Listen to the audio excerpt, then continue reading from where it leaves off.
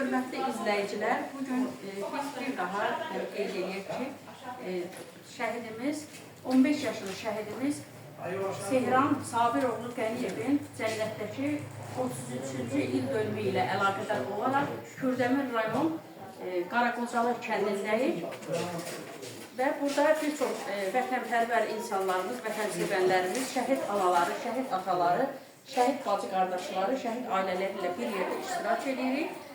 Biz demək olar ki, şəhid ailələrinin yanında daim olsaq da, amma şəhid ailələri də bir-birinin daim yanındadılar. Çox sağ olsunlar hər zaman. Onlar bizi, biz də onları dəstəkləmək bizim borcumuzdur.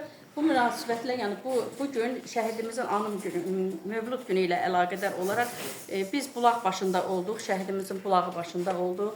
Orada tədbirimizi keçirdik və oradan məzar ziyarət olundu. Şəhidimiz Sehran Qəniyevin 92-ci il şəhididir. Yəni bugün onun yaşasaydı 48 yaşı tamam olacaqdı.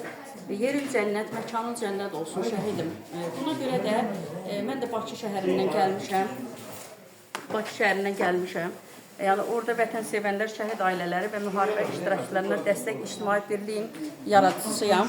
İnşallah ki, bu yolda Allah mənə peşmançılıq verməz və daim mənim məqsədim, amalım daim təmənnasız olaraq şəhid ailələrimizin yanında olmaqdır. İndi ona görə də mən iki təqdimat eləyəcəm. Yəni birincisi, ən başlıcası şəhidlərimizə demək olar ki, onların analarına, atalarına ən böyük hədiyyə nə ola bilər düşündüm və bu şəkli tərtib etdirdim. Çünki analarımıza öz balalarının şəklindən əziz heç bir şey ola bilməz. Demək, 15 yaşlı şəhidimiz Quliyev Sehran Sabiroğlu Surə xanım tərəfindən onlar anaya xatirə olaraq. Vətən sağ olsun. Gəl yanımda dayanır. Değer verdiğiniz için size teşekkür ederim. Gelenlerin her birisine de teşekkür ederim.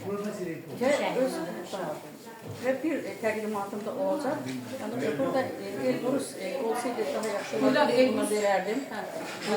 Qardaşı, atası və anası. Fəxri Fərman.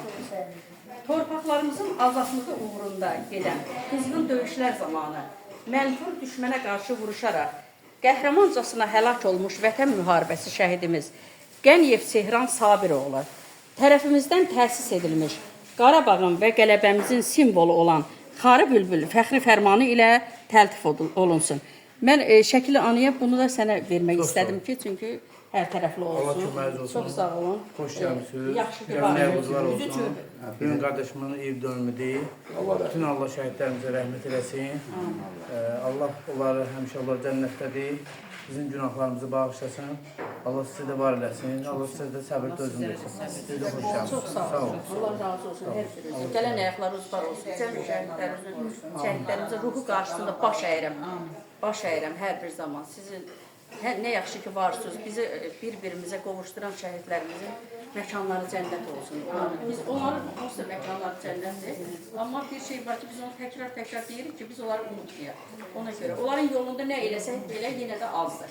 Yəni vətən sevənlərimiz sağ olsun, vətənpərvər oğullarımız sağ olsun. Hamısı ki, onları yaşadırıq. Sən Şəhla bacımın da bir təqdimatı